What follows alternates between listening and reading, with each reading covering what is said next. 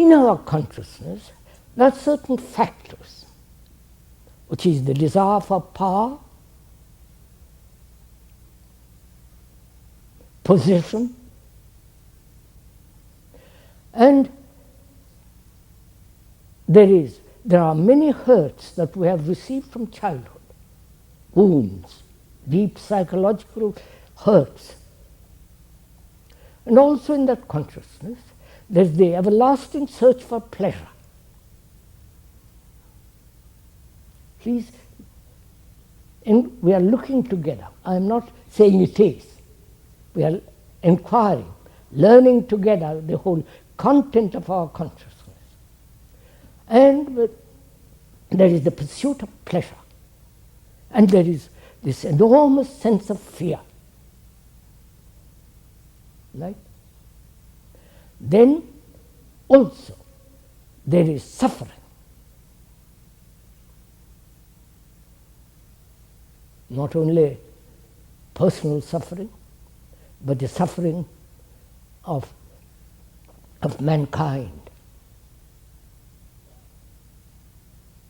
Man and woman have been through thousands of years, with wars every other year,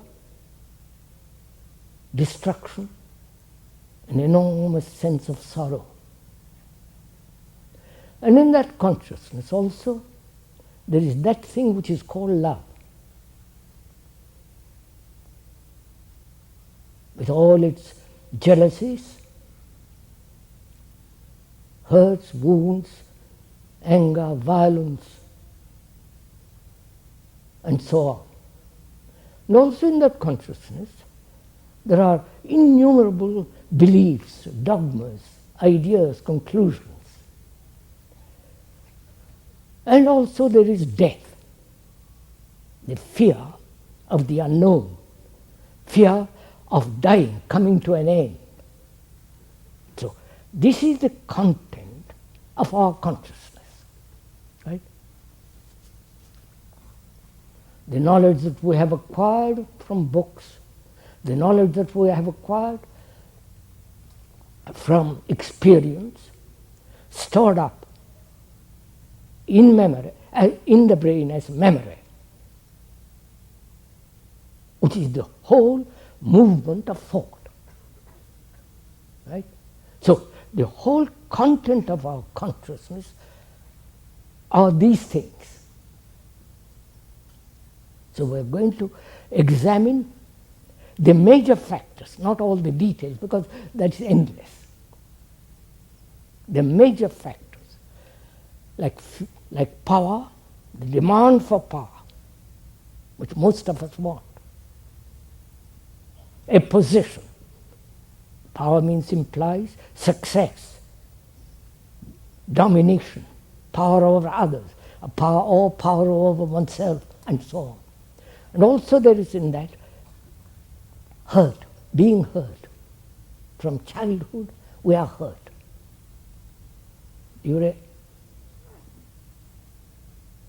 And being hurt,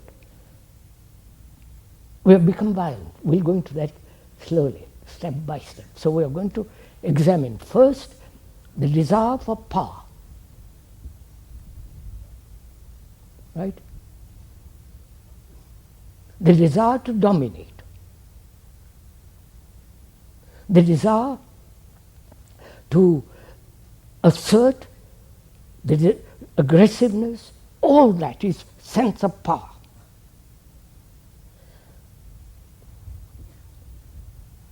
The dictators throughout the world are the representatives of that power.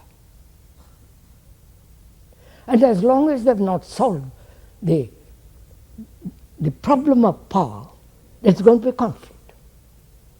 Not only in the world of dictatorship, totalitarianism, but also in the world, so-called democracy, individual voting and all that. There is also the desire for power, possession, domination. And this is an important factor to understand, and if at all possible, to be free of it. And is it possible to be free of this desire for power? which is to possess another, to dominate another, to carry out your particular ideals and assert those ideals. You follow all that, which is the expression of will. You understand this? Are you following all this? I hope you are, because it's your life, not my life. And if one observes how you waste your life, you understand? So in talking over together, amicably, with friendship, with affection, with compassion, together, don't waste your life. And not to waste it implies the understanding of one's consciousness and going beyond it. So it's a very, very serious matter. So in one's life, in one's daily life, is it possible to be free of the desire for power? Power includes domination, possession, assertion, aggressiveness, all that. So, to understand power, one must understand the whole movement of desire, right? You're following all this? Some of you at least.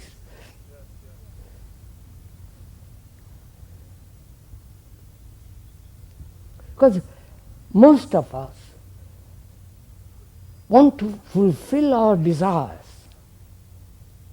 And when those desires are not fulfilled, we feel frustrated. And from that frustration, there comes all kinds of neurotic activity. So it's very important, it seems to me, to understand the nature and the structure of desire, which eventually is will, and will is the essence of power. You're following all this? So you must go into this question of desire. We are not saying that you must not have desire, but to understand it, to go into it, see the results of desire, how desire arises, what is its nature. Not as the monks throughout the world, religious monks have said, suppress desire. We are not saying that. On the contrary, when you suppress desire, it must explode in other directions. But to understand, to go into it, to see the whole nature of it, then it becomes something else. So we're going to go together in the understanding of desire. You know what desire is, don't you? Most of you, don't you? Desire for clothes, desire for cars, desire for man or woman, desire for position, knowledge, desire saying, I wish I were as clever as that man, or so on, so on, so on. So what is this desire? And how does it arise?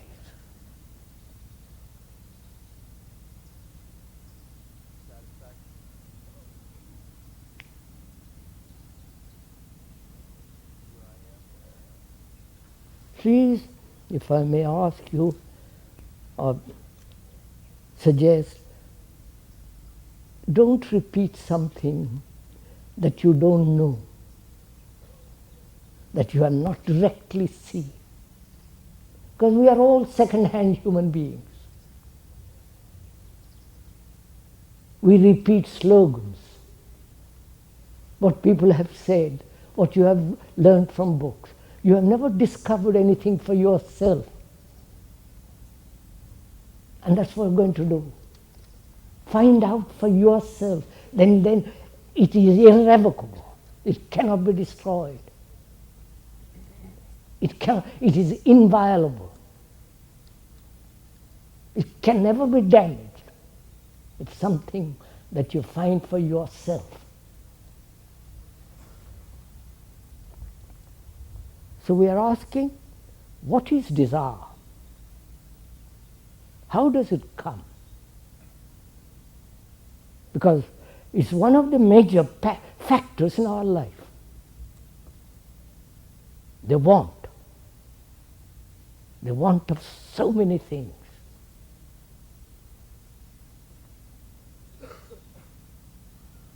Not because you are lonely you want something, or that you are in bad health therefore you want something else, to be in health. We're not talking, we are asking what is desire itself.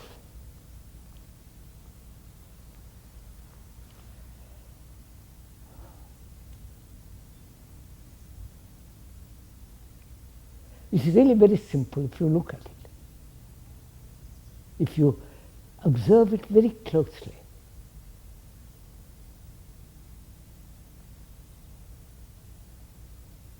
Desire arises, doesn't it, through perception,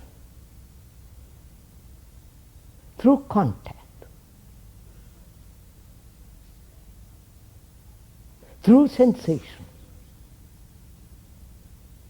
and thought. And thought then creates the image. Right? Are you following all this? Seeing, contact, sensation, then desire, and the creation of the image out of the desire, and wanting that. Do you get this? No, see it in yourself, please, not because I point it out. You look at a car, you look at a woman, you look at a house. There are the visual perception, sensation, then there's the contact, and the desire. Desire then creates the image of having that car or that house or that woman or that man, right?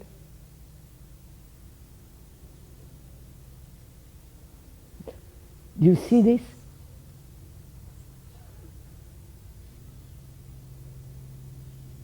Actually, not because I tell you.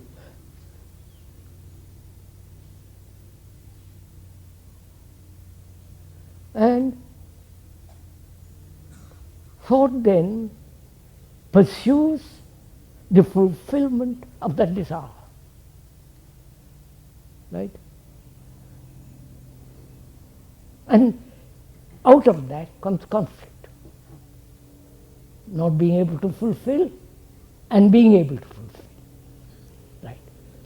So, desire with its will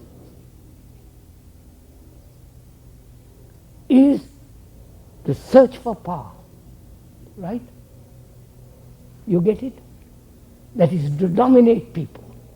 In the name of God, in the name of peace, in the name of ideal revolution, and so on. So, is it possible to live? Please listen to it. Is it possible to live without will? Right? That means to live without direction, which doesn't mean living chaotically.